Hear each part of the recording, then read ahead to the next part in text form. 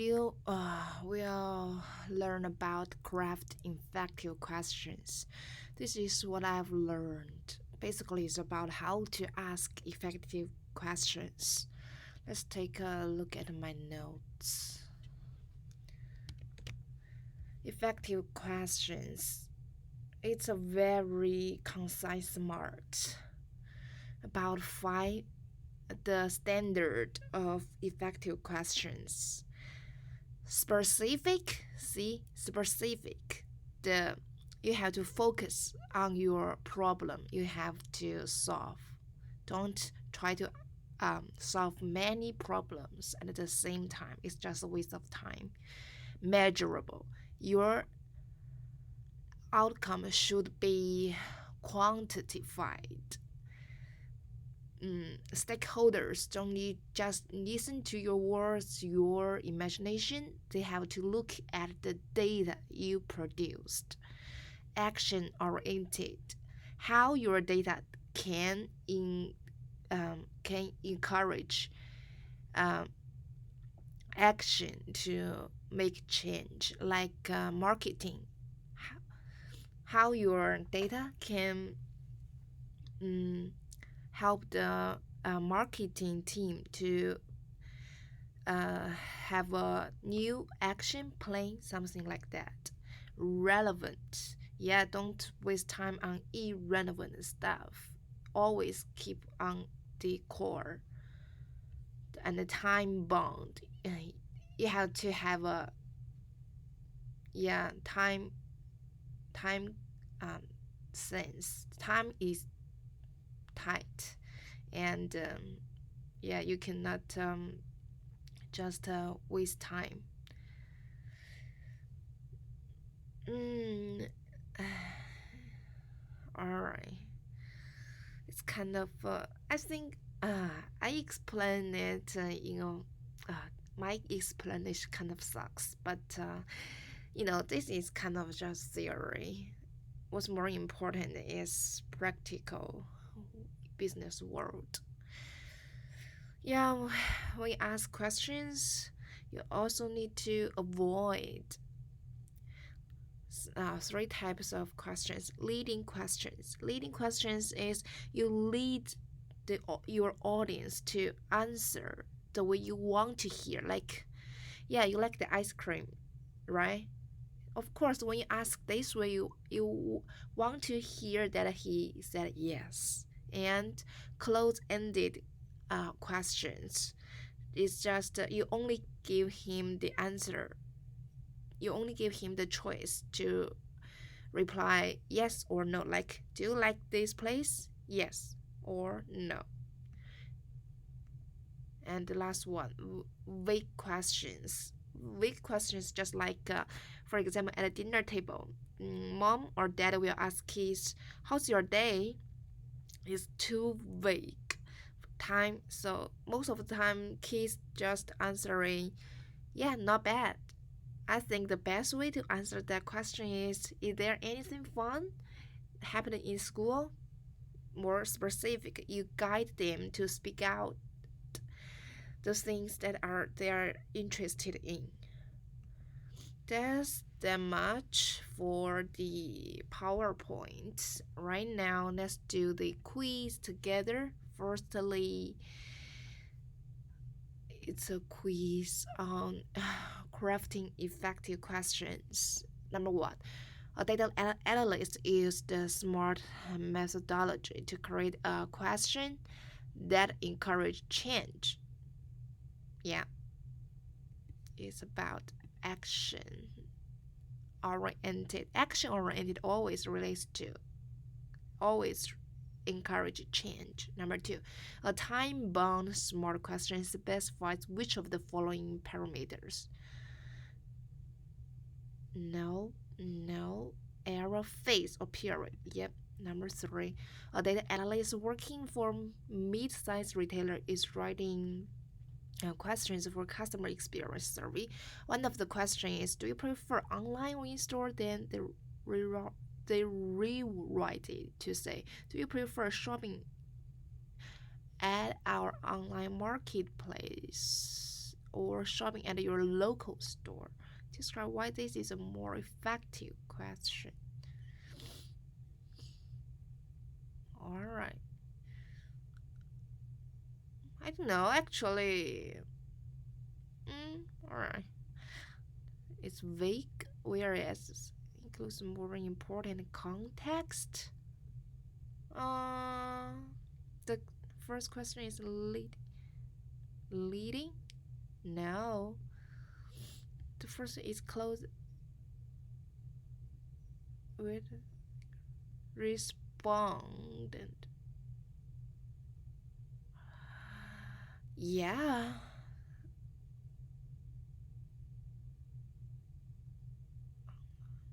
Uh, slang. Alright, I choose the first one. Seems make more sense to me. How about you? Number four, a data analyst at a social media company is creating questions for a focus group. They use common abbreviations such as "oh please" and "no." This is not fair. You cannot use those kind of vague words. All right, let's submit. Oops, which one? I know. See that? I'm not sure. The second question was to learn exactly how and where. It kind of doesn't make sense to me, but alright, sometimes it's the doctrine, I think. Just do it again because I didn't pass. Let's do it again. Alright. Area phase.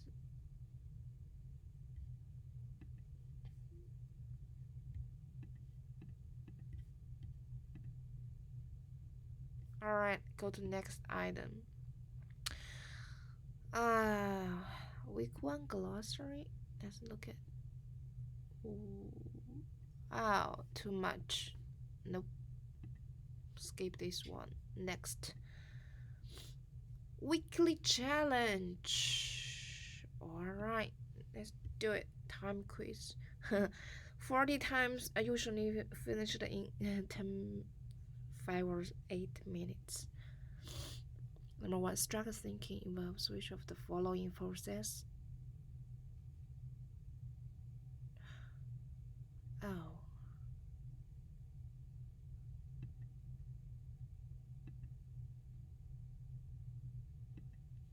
Number two, the sheer phase of data analysis process typically involves which of the following activities?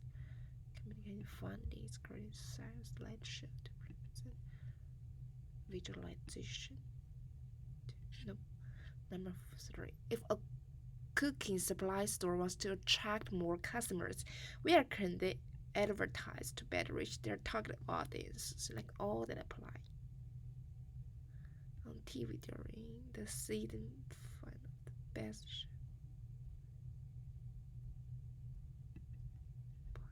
foodies. Yeah. All about advertising? No. Pasta logo. Number four, making predictions is one of the 6 data analytics problem types. Yeah. It deals with using data to inform decisions about how things may be in the future. Select the scenario. That is an example of making predictions. Identify unique social media engagement. I don't think so. At the school system, between home sales and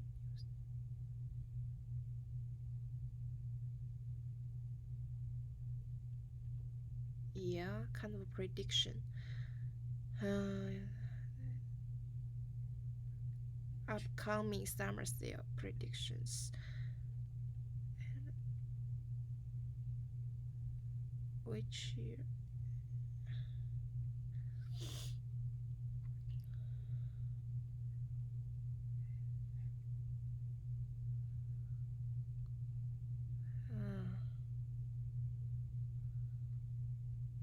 This is kind of like pattern, finding pattern instead of making predictions.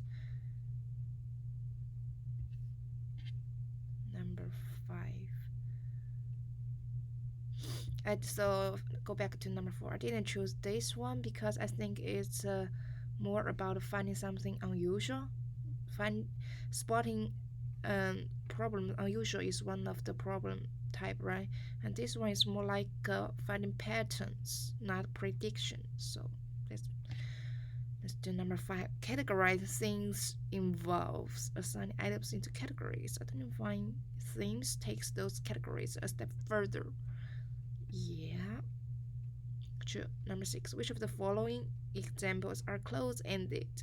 Close-ended maybe means only allows the audience to answer yes or no. No? What grade did you get? How old? Oh, this is close-ended, kind of. This is close.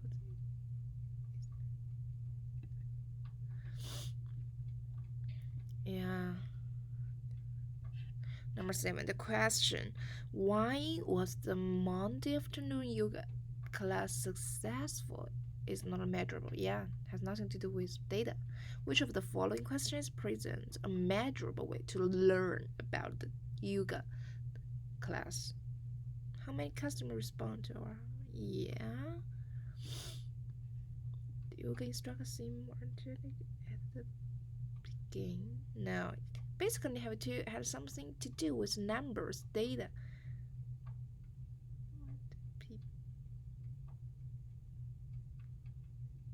Yeah. The last one. Questions that make assumptions often involve concepts that are formed without evidence. Yeah, unfair. Example of this and is an idea that is accepted as true. Yeah. Let's do. Ooh, yeah. Thank you.